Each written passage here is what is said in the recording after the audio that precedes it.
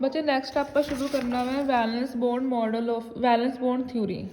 बच्चे तुसी थ्योरी वैसे इनऑर्गैनिक दे विच पढ़ी हुई है, ठीक है बच्चे। इत्थे क्वांटम मकैनिक फिजिकल दे विच थ्योरी पढ़न का की मतलब है कि आप जी थ्योरी है ना, ठीक है, जी आ वाली थ्योरी है इनू आप ना क्वांटम मकैनिकली अप्लाई करना है। इनकी हैल्प नाल आप बॉन्डिंग स्टडी करनी है, ठीक है। So this was the first attempt to apply the quantum mechanic to an electron pair bond, ठीक है बच्चे। तो इनके this include the following quantum mechanic postulate. Quantum mechanically postulate इनके कोले केड़े है। फर्स्ट है if psi A and psi B these are the wave function for two independent non interacting system than total wave function is psi A psi B. Energy है जी ई A plus E B, Hamiltonian है H A plus H B, ठीक है। तो मान लो अपने को for multi electron system है, जो अपने को मल्टी इलैक्ट्रॉन सिस्टम है फॉर मल्टी इलैक्ट्रॉन सिस्टम कि जो अपने को 3-4 इलैक्ट्रॉन है, एक वेव फंक्शन 1 है, दूजे 2 है, तीजे 3 and up to so on. तो टोटल वेव फंक्शन की होगा C1 साई1 C2 साई2। जी तो नॉन इंटरेक्टिंग है फिर प्रोडक्ट होगी, जो नॉन इंटरेक्टिंग नहीं है ये सिस्टम नाले अपने को मल्टी इलैक्ट्रॉन है तो अपने को लीनियर कंबीनेशन होगा। तो जोड़े उन्होंने कॉफिशेंट है उन्होंने स्केयर और फुली कंट्रीब्यूट करेंगे, ठीक है। उन्होंने वैल्यू की होगी 1। So these are the postulates, ठीक है, for the two postulates for the valence bond theory in quantum mechanics, ठीक है बच्चे। नैक्सट है valence bond model of hydrogen, ठीक है। आप वैलेंस बॉन्ड मॉडल है जोड़ा आ थ्योरी है जी इनू आप हाइड्रोजन के उत्ते अप्लाई करना है, ठीक है। हाइड्रोजन के उत्ते अप्लाई करना है बच्चे। आप इस जो चैप्टर है सेकेंड चैप्टर हाइड्रोजन के आप दो सिस्टम कंसीडर करने हैं H2 तो H2 पॉजिटिव, बट जो वैलेंस बॉन्ड है वो आप ओनली H2 सिस्टम पर लगाना है, H2 पॉजिटिव तो नहीं लगाना। H2 सिस्टम है it is a 2 electron system, ठीक है। एक का वेव फंक्शन हो गया, एक मान लो जो इलैक्ट्रॉन है एक पहले कोल है बी कोले दूजा इलैक्ट्रॉन है, हाइड्रोजन एटम बी कोले दूजा है। तो एनर्जी की होगी इन्हों की, एक दी एनर्जी ई ए दूजे दी E B, Hamiltonian H A H cap B. Wave function की हो गया साई ए 1 दूजे का साई बी 2, ठीक है बच्चे। तो टोटल वेव फंक्शन है बच्चे वो की होगा psi A 1 and psi B 2 if suppose 2 electron है जोड़े in the H2 system they are non interacting. आप पोस्टुलेट यूज किया आप क्या सीखना कि if there are 2 electron and independent है than total wave function is a product of 2 wave function. तो इत्थे भी आप इदा ही लिखना है कि 2 इलैक्ट्रॉन है अपने को दोनों नॉन इंटरेक्टिंग सिस्टम के आ जाते तो टोटल वेव फंक्शन उनका की होएगा अपने को, ठीक है, ये वाला होएगा, ठीक है बच्चे। टोटल वेव फंक्शन की होगा इन्होंने दोनों का प्रोडक्ट। तो जी टोटल एनर्जी होगी बच्चे, ठीक है, वो आप ये एक्सप्रैशन एनर्जी का जर्नल इन साई की वैल्यू पुट कर दो Sai A 1 Sai B 2 Hamiltonian तो फिक्स ही रहा, ठीक है। साई बी की वैल्यू भी, ठीक है, साई स्टार की वैल्यू भी यही है जो साई की वैल्यू है, नीचे की हो गया इन्हों का स्केयर, ठीक है बच्चे।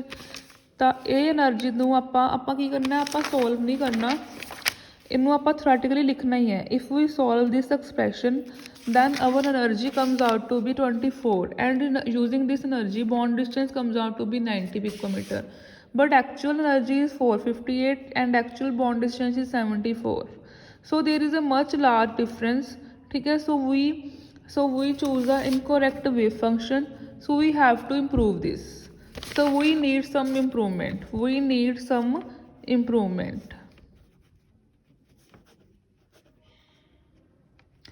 फर्स्ट इंप्रूवमेंट है एक्सचेंज ऑफ इलैक्ट्रॉन्स, ठीक है। मान लो ए कोले पहला आप ये कंसीडर किया ना कि ए कोले पहला इलैक्ट्रॉन है बी कोले दूजा, बट बच्चे जरूरी तो नहीं हो सकता, ये भी हो सकता ना कि ए कोले दूजा हो बी कोले पहला, ठीक है। तो आप दोनों पॉसिबिलिटी नाल लैके चलनी है, ए कोले पहला इलैक्ट्रॉन है बी कोले, फिर आप इलैक्ट्रॉन एक्सचेंज भी तो हो सकते हैं ना कि ए कोले दूजा बी कोले पहला। तो इन्हों टोटल वेव फंक्शन की होएगा इन्होंने दोनों का सम अप। इत्थे आप पॉजिटिव तो नैगेटिव लिया हुआ है कि जो आप दोनों कंसीडर कर सकते हैं, बॉन्डिंग नाल भी हो सकते हैं तो एंटी बॉन्डिंग नाल भी, ठीक है बच्चे।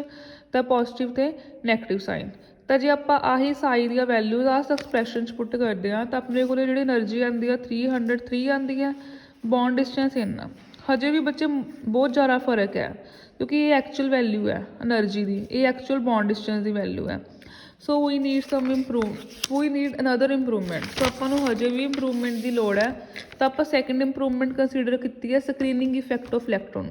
ਸਕਰੀਨਿੰਗ ਦਾ ਤੁਹਾਨੂੰ ਪਤਾ ਜਿਵੇਂ ਸਕਰੀਨ ਦਾ ਕੰਮ ਕਰਦੇ ਆ ਪਰਦੇ ਦਾ, ਜਿਵੇਂ ਮੰਨ ਲਓ ਆਪਣੇ ਕੋਲ ਨਿਊਕਲੀਅਸ ਹੈ, ਇੱਥੇ ਪਹਿਲਾ ਇਲੈਕਟ੍ਰੋਨ ਹੈ, ਇੱਥੇ ਦੂਜਾ। ਤਾਂ ਜਿਹੜੇ ਆਪਣਾ ਪਹਿਲਾ ਇਲੈਕਟ੍ਰੋਨ ਹੈ ਇਹ ਪਰਦੇ ਦੀ ਤਰ੍ਹਾਂ ਸਕਰੀਨ ਕਰੂਗਾ ਦੂਜੇ ਇਲੈਕਟ੍ਰੋਨ ਨੂੰ। So this feel the much less attraction to nucleus. ਮੰਨ ਲਓ ਕਿ ਇੱਥੇ ਦੂਜਾ ਵਾ, ਇੱਥੇ ਪਹਿਲਾ ਵਾ, ਤਾਂ ਜਿਹੜਾ ਦੂਜਾ ਇਲੈਕਟ੍ਰੋਨ ਹੈ ਇਹ ਪਹਿਲੇ ਇਲੈਕਟ੍ਰੋਨ ਨੂੰ ਸ਼ੀਲਡ ਕਰੂਗਾ ਨਿਊਕਲੀਅਸ ਤੋਂ। ਠੀਕ ਹੈ, ਤਾਂ ਆਪਾਂ ਇਹੀ ਕਹਿਣਾ if we consider screening effect, one electron shield the another. ਠੀਕ ਹੈ, so another electron feel lesser puller to nucleus.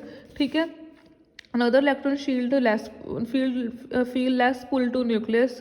ठीक है, so by considering this effect, theoretically ही लिखना है, by considering this effect energy comes out to be 365 and bond distance comes out to be 76 picometer, but actual values are these।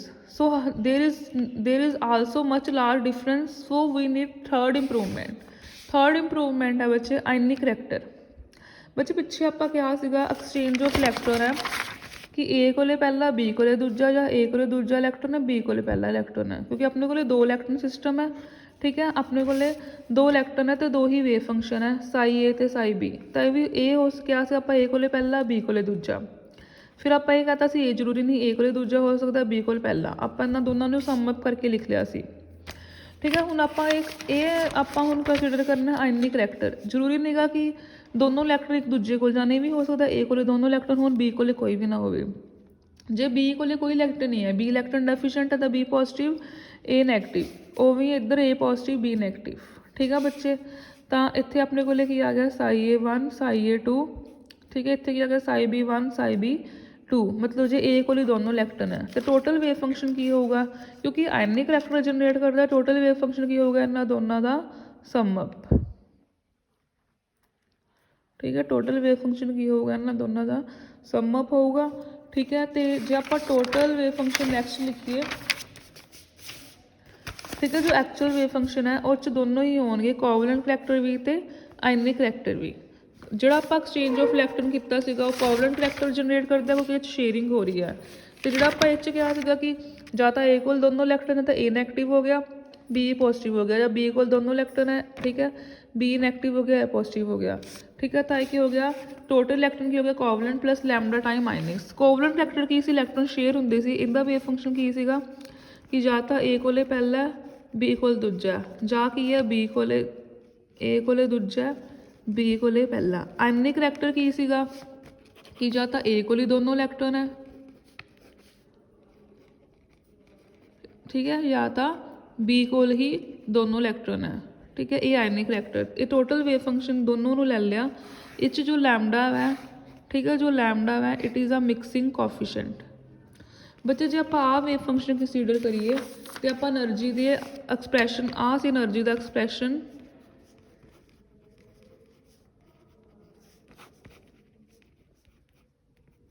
ठीक है, इत्थे आप side नूं इत्थे पुट करिए तो अपने को जो टोटल एनर्जी है वो अपने को आ जाती है। ठीक है, 388 तो बॉन्ड डिस्टेंस आ जाता 75। बट बच्चे जो एक्चुअल एनर्जी है वो हैगी 458 तो बॉन्ड डिस्टेंस है 74। देखो बॉन्ड डिस्टेंस का मैच कर गया, इनके हजे भी फर्क है बच्चे, इस तो वध आप इंप्रूवमेंट लगा नहीं सकते। ठीक है, for accurate value of energy we need next improvement, but this improvement are not in our syllabus. बच्चे तुसी पेपर च नहीं लिखना, ठीक है, कि this improvement are not in our syllabus. आप यही लिखना है if we find actual value of energy then we apply another improvement. ठीक है, then we find another, then we apply another improvement. By applying another improvement we find the actual energy of the wave function H2 system। ठीक है बच्चे, तो इत्थे तक ही आप लाना, थर्ड इंप्रूवमेंट तक करना है। ठीक है, जो आप इन्हों का ग्राफ बनाइए बच्चे, ये भी जरूरी है।